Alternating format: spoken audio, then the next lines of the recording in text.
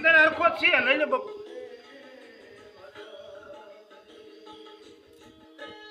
હાલો હવે સા પાણી ભગત પાય છે અને પીવી છે સા પણ એમ જોરદાર બનાવી છે તમે કાર્ય પણ અહીંયા તમે ફરવા આવશો તો ખુશ જ થઈ જશો કારણ કે ભગતનું જીવન એવું છે આ ભોળું હૃદય છે અને માતાજીની સેવા પણ એવી કરે છે મસ્ત અને સેવા ભાવી ફૂલે ફૂલ છે ભાઈ અને આગળ ચર્ચા પણ થોડી વારમાં કરીએ પણ ભગતે કીધું પેલા ચા પી લ્યો તમે પછી આપણે વાતચીત કરીએ તો ચા પાણી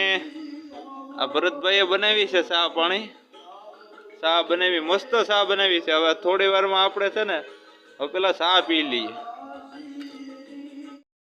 ચાલો હવે થોડા સમયમાં એ ભગતની મુલાકાત કરવા આપણે પહોંચી ગયા છીએ અને હવે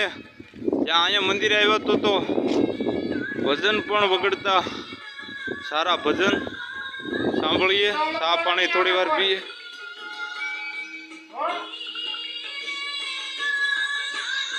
આ ભરતભાઈ છે એ ચા બનાવી રહ્યા છે મસ્ત ચા તો પેલા તો ચા પાણી પી લઈએ જોવા ધૂણા જેવું જે કઈ બનાવ્યું છે એમાં ચા બનાવી છે ચા પણ જોરદાર છે ચાનો પણ ટેસ્ટ લેવો છે આગળ બહુ સરસ ચા બનાવી છે આ ભરતભાઈનું પણ સેવામાં કામ સારું છે ભગતને ચા પાણી દૂધ જ્યારે આવે ત્યારે લેતા આવે છે આ ભગત તમે પણ આવો તો જરૂર ને જરૂર અહીંયા આવજો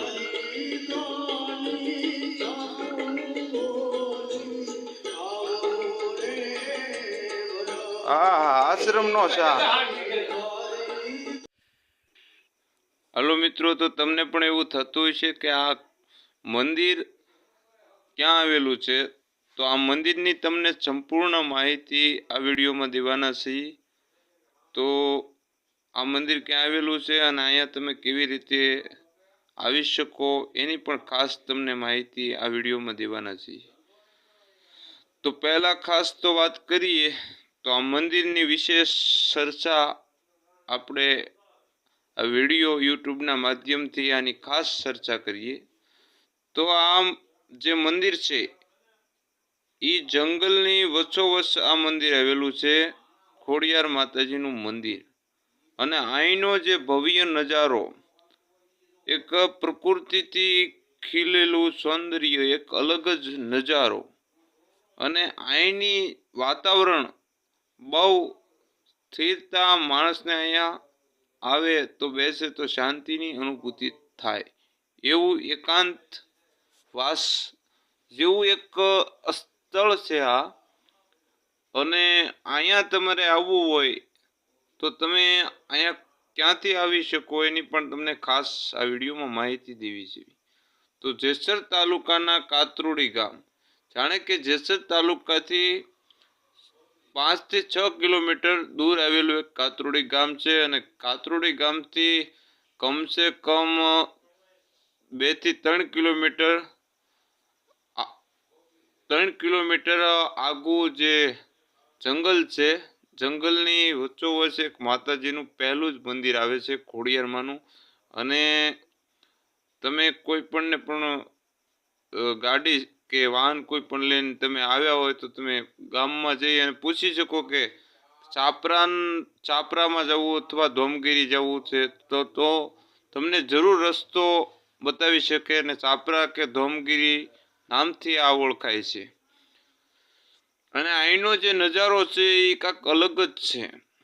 અહીંયા તમે પણ ફરવા આવશો તો તમે પણ આનાથી એકવાર આવશો તો બીજી વાર તમારે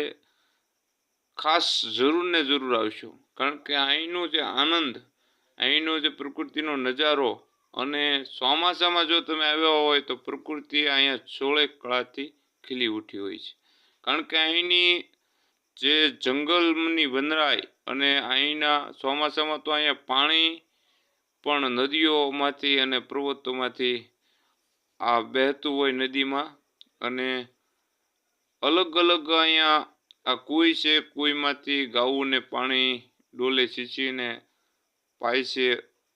અને પંખીઓને પણ પરબ બાંધ્યા છે આ તો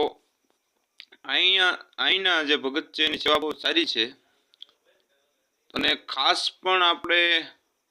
આગળ સંપૂર્ણ માહિતી અને સંપૂર્ણ અહીંયા અમુક જગ્યા જે આવેલી છે એની પણ વિશે તમને ખાસ માહિતી દેવાના છે. તો બીજા વિડીયોમાં તમને જરૂર ને જરૂર માહિતી આપવાના છે.